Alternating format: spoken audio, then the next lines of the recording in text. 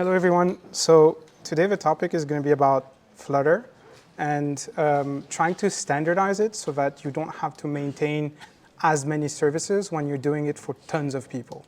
And so the objective of the presentation is for you to understand how we got from a template version of Go and Node.js to a complete Flutter for all the platforms with less engines on the back end.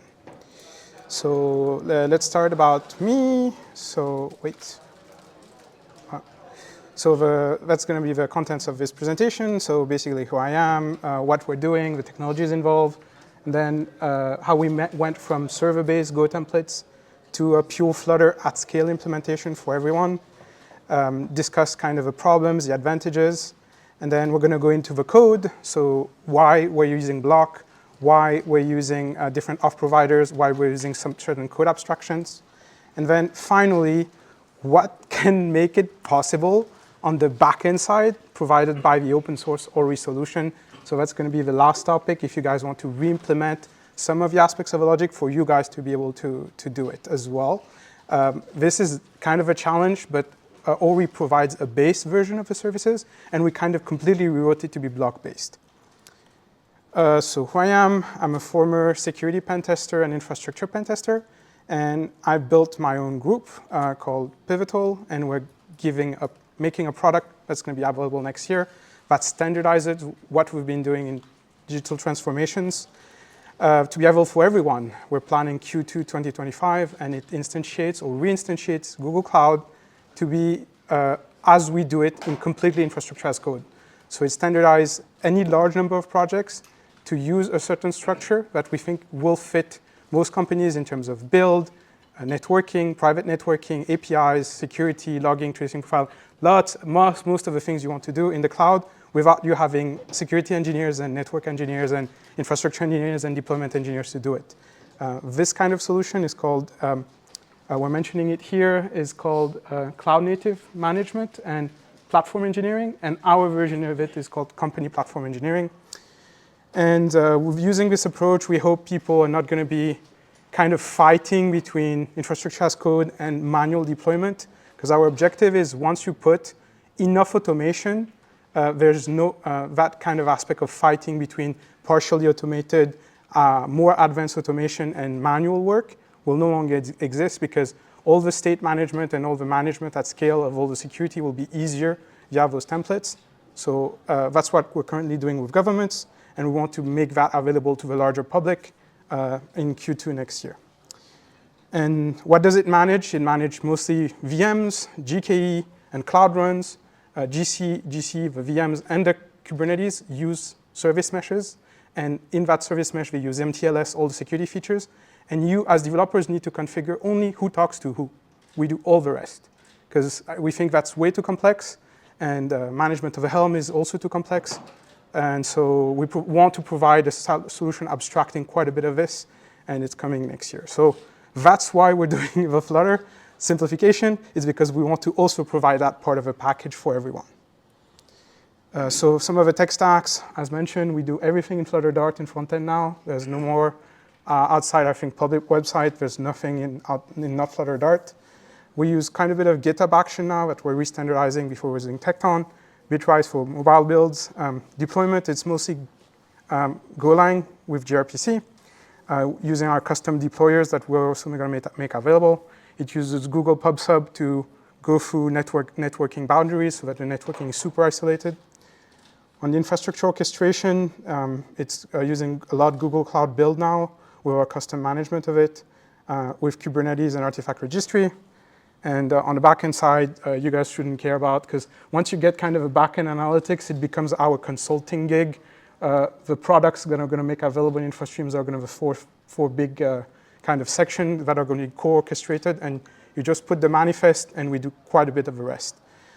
It's instantiated from our SaaS, but it setups everything in your Google Cloud accounts. So it deploys everything and standardizes everything so that it kind of requires less SaaS. Our model is we want you to own more of your own infrastructure, but not worry about maintaining all the pipelines, maintaining all the templates, maintaining all the security, maintaining all the rules. And it's honestly growing at a pace even faster year on year. And we're having trouble, and so we think most people are looking for a solution of that type. So let's get a bit into some of the details. How are we going to simplify it? So basically, you have the core app network that's served by a Google Cloud Load Balancer. And then you have kind of authentication that has Flutter and Hydra engines and the engines for the end user to log in with a database that we instantiate for them as well, all the security VMs and all the extensions needed for the off network. And then we maintain, that's where the developers mainly interact and would work. That's where the service meshes live. You would have a service mesh, access to the databases, the Redis, the vaults, the secure keys, the service accounts. We kind of manage all of that for that to be in here. And then in order to manage and improve security to even a higher standard, we simplify third-party egress as well. So you can't by default get out of those two networks. If you're interacting with third parties, you'd have to go through an authorized list. And if you're interacting kind of a big third party, you would use the pattern with proxies in order to define and manage and do key injection if needed be to go outside. So it's a very standardized, and it aims to work for everyone because it works for NASA and works for gigantic groups. It should also work in terms of infrastructure as code for smaller groups. And if it's in IAC, there's no need to consult. We've already programmed it. Why not make it available to bigger, to smaller development groups? The only downside is the Kubernetes costs, and we're having some plans in order to reduce that. And then on the AI side, we do automatic BigQuery integration for everything we do in terms of application.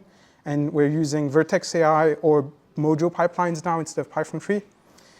And we provide ways for admin users to connect with a virtual VPN called Identity Aware Proxy now. And we're trying to kind of reduce the number of tools or third parties you need to get the entire thing going.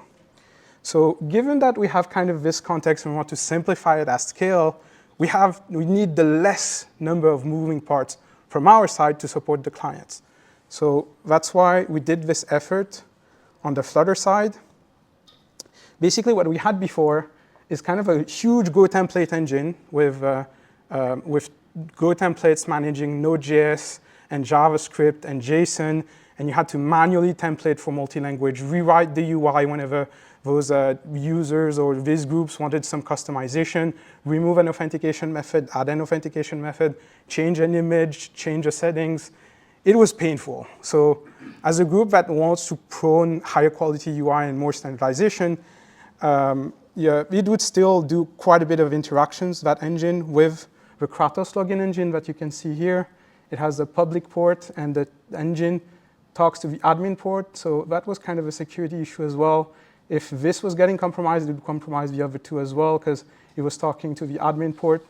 And so basically, Ory came up with a way to manage that UI without this engine and standardizing what we call Node UI elements. And those Node UI elements is what we're going to talk about next. Instead, they use this new method that is basically unified. We have a Flutter multi-platform that uses all the security measures such as CSRF tokens, authentication tokens, assured AAL. So AL2 is basically assured authentication. I forgot the L, but basically it guarantees that you are who you are for payment operations.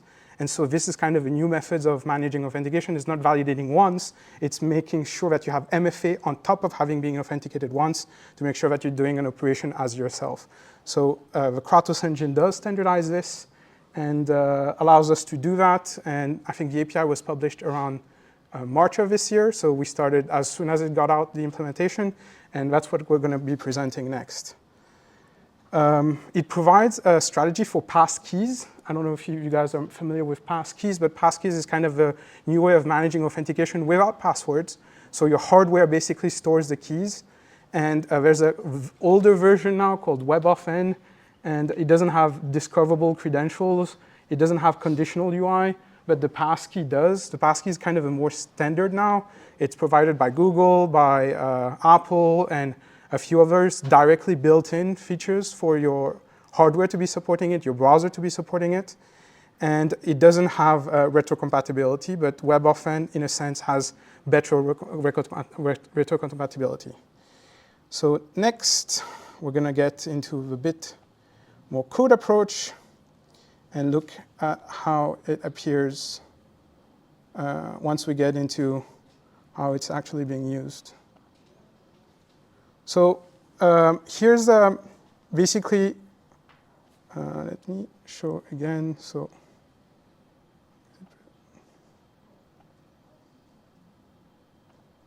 all right. Oh.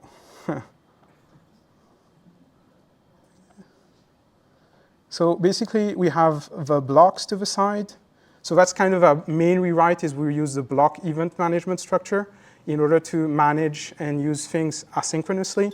So as you can see, there's the auth block, the error block, the login block, the recovery block, the registration block, the settings block.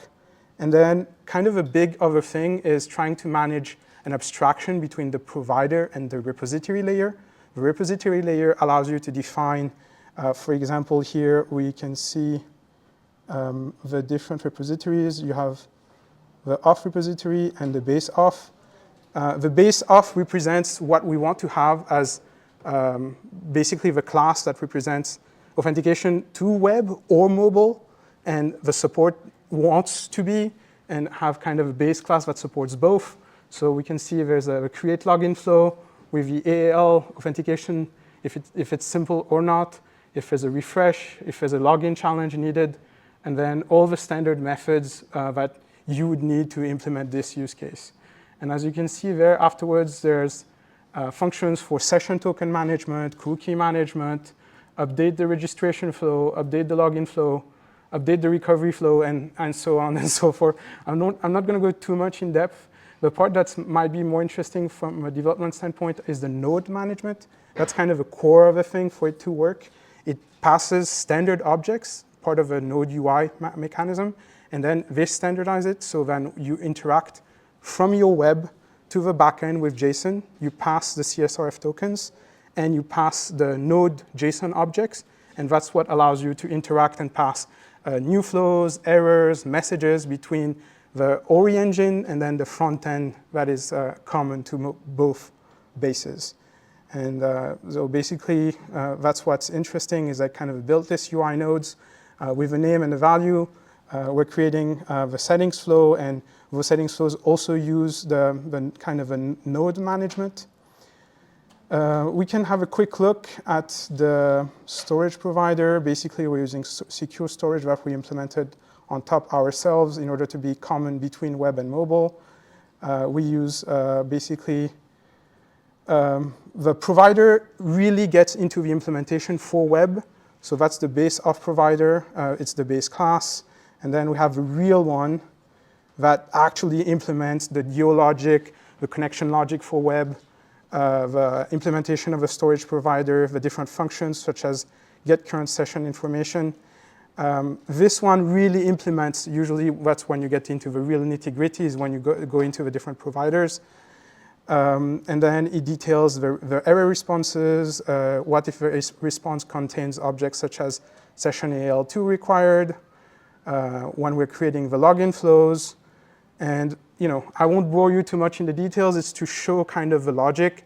You really want to get an abstract repository, and from the abstract repository, try as much as possible to support two providers, one for web, one for Android, iOS, mobile. Basically the OS base, because the security of a browser is higher. You need cores, you need cookies, you need to follow redirects in web. You can't do those in mobile, so it's essentially harder to do correctly web. And also the security measures of web are higher, such as passing CSRF values in between each front-end interaction.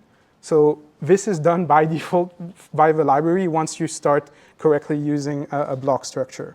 So I don't think you guys are interested in looking too much into the detailed implementation. I really wanted you guys to get an idea of some of the complexity of managing properly authentication across multiple platforms and the layers of code, basically of the provider, the repository, the block. And now we're going to move to kind of the block logic. That's kind of core to our way of managing code. So basically, when you do not block-based authentication, you don't tend to manage, I think, streams and then sync and streams. And on both ends, when you use correctly block, none of those two ends are blocking. So you can have technically two people emitting to the same block, and then the backend receive two events, or vice versa, or receive multiple sync events, multiple of them, stack them, and then forward them to the proper blocks. And so that allows you to have a shared session within the same context. And that was core to the way I wanted to manage security, make it as invisible as possible, and manage on the backend side and on the front-end side by only certain libraries. And so that's why we picked, I think around 5 years ago, the block state management at scale for Flutter. It's indeed a bit more complex to read because everything are like off-state authenticated. We're emitting events and receiving events, and they're all completely asynchronous. They can be received in any order. For example, we have to manage the unauthenticated state, the AL2 requested state, initialized authenticated, or if we need to change location. The change location, basically, don't mind it. It's in case we go from, let's say, USA to Europe, we force the entire context to change to have multi-region on user command in order to get that feature. And yeah, basically, the rest is just more block code that manages the different states. As you can see, the login is fairly similar, has even more states emitted. And then you have a recovery that uses a different structure. Let's see how it renders now from that kind of base template that is the core Flutter. From it, we derive smaller children that are the actual application apps that we do for each client. So let's go into, for example, that client in dev. We're going to use kind of a mobile rendering type in order to be coherent with what that client wants. We have email, password, sign in with a password email, sign in with code. We had WebAuthn, but WebAuthn has currently a bug. So we disabled it for that dev environment. We're waiting to move to passkeys. The code currently supports passkey, but we've removed WebAuthn support, basically because there's a security problem with WebAuthn support as well. You need to pass dynamic JavaScript libraries. And I wanted to show how it actually behaves if we use OpenID with Google. So it gets you, it does a redirect, interacts with the WAF2 engine, and here I'm currently authenticated on the app. The app is very bare bone to show the use case. So it has multi-language support, and the entire app, so that we do now all translate everything. So it manages all the fields, all the strings, to all of them manage multi-language across all the apps we do. So you can see even, I think here, that's static. So even the demo text is being translated. But that's kind of the idea is, because we manage strings at scale and we use the internationalization library correctly, we can make all our apps in other regions that we do support. So everything can be translated. And then the authentication is embedded a bit more seamlessly. So let's say we do email and identifier. It routes to the settings page of the other context. So now we're no longer in the app. We are in the kind of authentication version of the Flutter context that does interact and switch context very quickly here to interact with the settings. And so it uses the other set of cookies and the other set of CSRF tokens. And here I've configured the backup recovery codes to use AAL, the other concept that I talked about that need higher level security, because we don't want, let's say, somebody who has access to my account to be able to do it. In this case, I was already authenticated, and so let's say I did it before the demo, so I had already both factors enabled. So let's say I log out.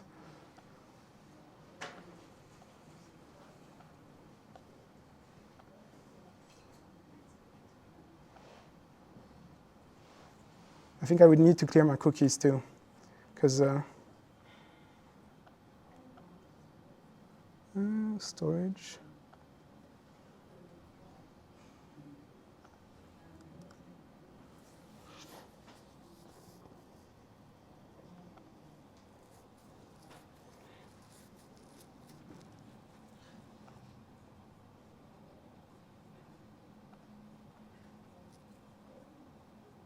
Let's see if it prompts. No, it's still stored. I think we store an additional cookie, the fact that we passed the AL2. So I need to, I'm not sure. Normally you get prompted to get re-authenticate another time, even if you're authenticated, and then you get to configure the 2FA. Here, this image is actually passed by Kratos and passed as a string to be rendering so that you get the kind of a 2FA authenticator image here. All those objects, the recovery codes, etc., are passed via the UI node system to pass those values to be rendered in the Flutter here. So it's like really kind of a new implementation of Flutter to manage objects between the front and the back securely in a web context using CSRF tokens everywhere. And basically, that's the idea. And you can set and reset the user email and any field that corresponds to even the OpenID authentication of a person. So those are actually fields that we call traits, and they define hardly within the authentication system who you are. And so those can be modified here, and they go and save into Kratos rather than saving into your application side. So this implementation allows you kind of to mix and match in a good way application and then authentication, use different series of tokens, different series of cookies and CSRF tokens in order to kind of manage rapidly between both and do the customization kind of as you wish. And it renders and adds as many parameters as you need from the backend side. So now let's kind of go into the detail of the traits mapping. So the traits mapping is kind of the fields that we saw before. It allows you to source it from GitHub, source it from Google, source it from your custom OpenID provider, and allows you, for example, to extract claims. In this case, let's say you want to put metadata in your Kratos engine that concerns a person, but you don't want that end user to be able to modify it. So it would take the field from the GWT in OpenID coming from, let's say, the Discord username of a person and store it as metadata in the login engine for whatever purpose you want. But you don't want it to be editable. You want it to only source from the real authentication solution and the different fields in that OpenID JOT. And you can do metadata public if you want, or metadata admin. It uses the JSONet JSONet snippet. And the snippet is kind of a limited language that allows you to define processing. And it's just a restricted language that allows you to define and do things as you wish. So we can go into a bit more detail. For example, if we're taking GitHub, you want to extract the local claims if the email is verified or not. By default, we set it to false. And then we want in the traits to verify that if the email in claims and the claim email verified, and then if the email is not null, to actually store correctly the email field. And on the GitHub, store in the metadata public the claims username of that person. The JSON data mapper would return the email that we specify here, and the metadata public, in my case, my first name, my last name, and the Pvotal, because that's what we use for GitHub. And then it would store it into the Ory open source Kratos engine. It would reference that it is done via OIDC, OpenID Connect, the config, and the different values. And then this would be the schema ID and the traits and metadata public. So it really shows you this is kind of a powerful method to source from whatever OpenID engine you want. You can be Entra ID. It can be your custom internal OpenID engine. It can be, I think, even SAML engines. And it allows you to pass those fields securely coming from their JOT and then use your custom JSONet implementation in order to add those fields. This was not really made for kind of small versions of apps. It was made for like you want to maintain like the Google version of an OpenID engine, and being able to source different configs from everywhere and put custom logic and enhance it. So you can use the Kratos engine, and then there's a kind of a Hydra engine that is an OpenID federated version, and it's fully compliant with everything you want in OpenID, and it follows every aspect of the spec, and they do provide updates. The UI node structure, so that's the thing that we're talking about when you're actually interacting with the backend. You have kind of the objects that we're talking about that are present all the time between every interaction in web. So you kind of have a CSRF token. I don't know if you guys are familiar with CSRF tokens. Basically, it's to prevent somebody, let's say your user is authenticated, he clicks within his app context in the malicious website, and the malicious website would do post on your website. And because it's by cookie, the user could pass legitimate cookies and do an action from the malicious website on your context. And so the CSRF token, it can't be known by the attacker. So he can't craft a malicious query and say, change my email, because the backend would see CSRF token is not correct or not validated, and the query would fail. So that's why kind of web security is a bit more annoying than mobile, because in mobile, those use cases don't happen as much because you're in the context of your own app, you can't fake it. But in web, you can actually fake it. So that's why we have parameters such as CSRF. It validated by default, so that's why this implementation is considered secure and implemented by us, because we reviewed it as well. There are some aspects that we're going to see afterwards that are not super cool, but the fact that it allows you to kind of get rid of a structure that we saw earlier, kind of get rid of a custom engine, custom Go templates, no longer have to maintain Node.js, you only have to maintain the Kratos engine coming from the third party, open source third party, and the Ory Hydra that you can also instantiate without paying, Okta or any other. You can roll completely your own authentication solution.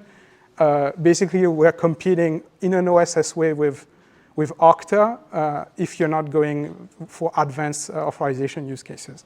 So that's why we wanted to implement this, is within our larger context, we want to provide users the capability to roll out completely of their custom authentication for end users and being able to scale per project without having to pay any third party, have everything built in, have all the user authentication, all the methods, advanced ones, email, SMS, recovery, U2F, name it, have all the features, so basically people stop paying third parties within their own instantiated infrastructure.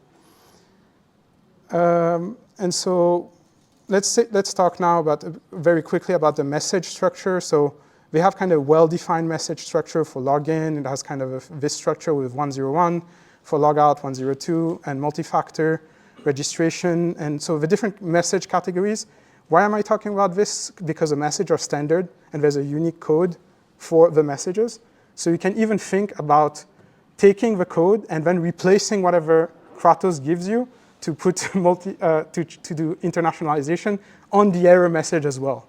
So instead of always providing the error message from the Kratos engine in always English, you could even take and do swaps on those values, on those unique values, and put your own internationalization in there. So not only you control completely how many authentication methods you have, the number of pages, the structure of a recovery page, the number of recovery elements, the authentication level, like with AL, you have really quite a bit of configuration that you can do on your apps and do it fairly quickly. I don't know if you saw, when you do switch context, it does happen really fast compared to, let's say, a template-based, where you have to reload and wait for the backend to answer. Now to some of the downsides. Because it's fully dynamic and it passes complex objects sometimes, such as when you're doing WebAuthn, it needs to pass JavaScript in the node object to be evaluated and loaded within the web context. So that's not good. In terms of security, you usually don't want to be doing eval on whatever is provided by the backend, because it could have an attack in there and then force your cookie, and then you would get basically compromise all your front-end users. There's other ways to do that, of course, but it's not a good practice. So as much as possible, we're trying to remove that behavior. And if you go to the passkey method, it's no longer available. So that's one of the reasons why we moved from WebAuthn and had it supported and removed it and moved over to passkey. We're waiting for Ory to implement their updated SDK, so we're waiting for them to update theirs, because they updated their backend, but they didn't update their front-end SDK for Flutter. So we're waiting for them to do that for like 4 or 5 months. So they do their security due diligence, but they don't do it for front-end users. Conclusion, this was really useful for us because it allowed to completely remove the Go engine, all Node.js management in our stack, all JavaScript management in our stack, do the login and the app, and do the language, theme customization, image management, kind of UI customization that that specific client wants from a common code parent. And what we saw and described before is the common code parent, and it interacts with the OSS engine of Kratos and Hydra. We can maintain the code, we can do internationalization, we can integrate images, videos, even in that authenticated context. Downside, the dynamic JavaScript evaluation, the need for, basically that's kind of pushing the buck a bit further. You want to protect even your backend from your Hydra, from your own Kratos. So then you would need to do basically proxies in order to only allow your Kratos to modify only the specific user. But that's going a bit far. It's like doing zero trust to another level where you protect your own engines against each other. So that's kind of a real zero trust. So we started implementing that as well. But it will only be available when we do deploy to the large public, because planning for your own engine compromission is not a usual use case. And then basically that's the end of the presentation. I wanted to quickly demo another use case that we had. Why did we go for bloc? Basically, often people ask me that question. So I wanted to do a quick, oops.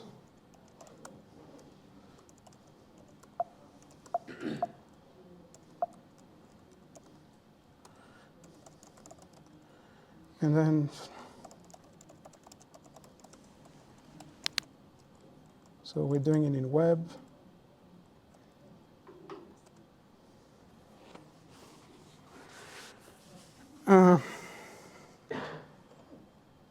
Oops. No, it's still doing it.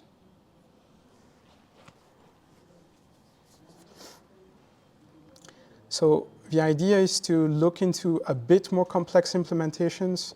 So we're reusing a local version of the execution, and we added a few features.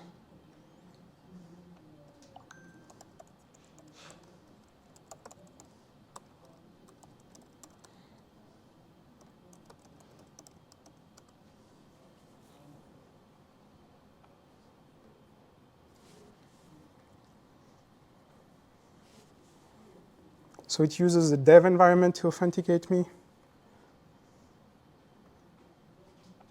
Could you please switch the application in light mode, please? Sure, I've switched the app to light mode for you. Anything else? So because we're using bloc, we can use a full limited context AI model next to the user to help him do all the normal user interactions that they would be doing in all our apps.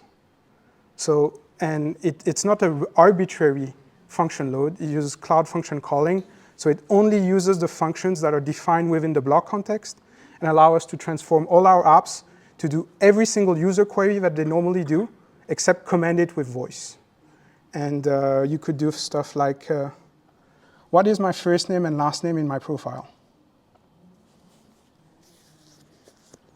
Your first name is Ashley and your last name is Manraj. What could we all? What are my current user settings in terms of language? So the reason there's a button here. Your current language setting is English. And then we could do something a bit more funky. I don't think we expose. For example, if we did a function to expose this, it would be able to also switch languages. But because that function is not exposed to the AI, it can't do whatever it wants. It only can do the basically, it's called function calling. It can only call the functions that we've defined on the model side. And then we're calling the model, in this case Gemini Pro, and then it's processing the query, returning to our backend, coming back to the model, and then passing it to a speech-to-text, and that's how we're rendering the answers back. We started some custom modeling, but the purpose is this would have been a lot harder if you were blocking on every single user request. Right now, we're using either the user, we're tagging the user's query as the user, or the model doing the queries asked by voice by the user for accessibility reasons. And then in the block, we're returning from the response back to either the user or the model. So basically, we're kind of sharing the blocks now. And it's a use case that we haven't seen elsewhere in the block use, where you're allowing multiple groups of actors within the same browser or mobile context to interact with the entirety of your backends. So that's kind of the reasons why we've been working for a while on block, is to allow really to not block each other. So my idea back then was, if you have a helper, like say you're really rich, and you want to have somebody doing actions in your account, you could impersonate, or you could eventually have kind of an agent run in your context, kind of a Jarvis use case that Google is doing. But we wanted to have kind of our own custom enhancement on that and restrict it to only do things within the context and only the models that we're calling in the private cloud. So basically, the use case was for governments or very restricted use cases where you're not allowed to call foreign models, but only the cloud models, and do it all by yourself without using all the advanced browser interactions that Jarvis is planning. And also it restricts it, and all the authentication is yours. So whenever you're using this, I think, je parle quelle langue? Vous parlez anglais.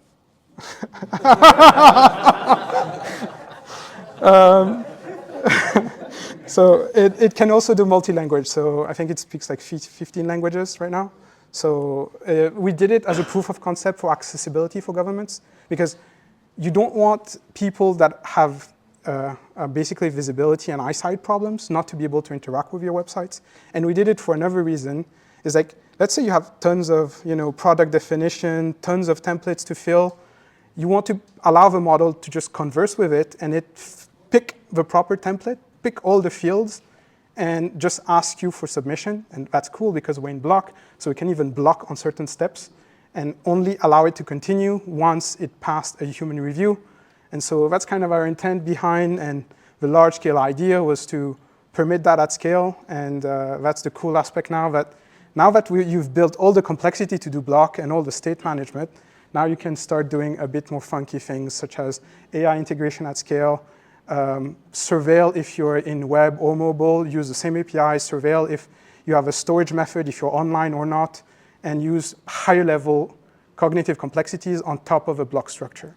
So yes, it was more complex to start with. Yes, it required higher code quality, but now you have a better baseline in order to do more things. And I think that's kind of a power behind it. Once you get used to it, it simplifies. Our backend is also in event sourcing. So our backend, we don't use WebSockets because we don't consider it secure enough. So we use gRPC web server stream, HTTP2.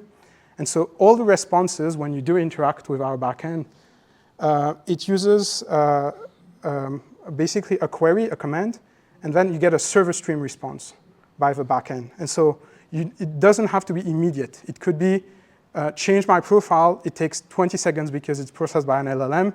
And then you get a server stream response back, and then maintain the connection for, I think, 2 minutes.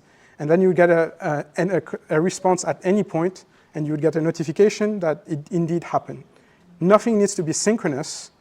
Everything processes as fast as they need, but it could also be slower, because we have some use cases where it takes like 5 minutes to do a governmental query process. You still want to be able, as soon as it's done by the backend, to still bring it back to the end user.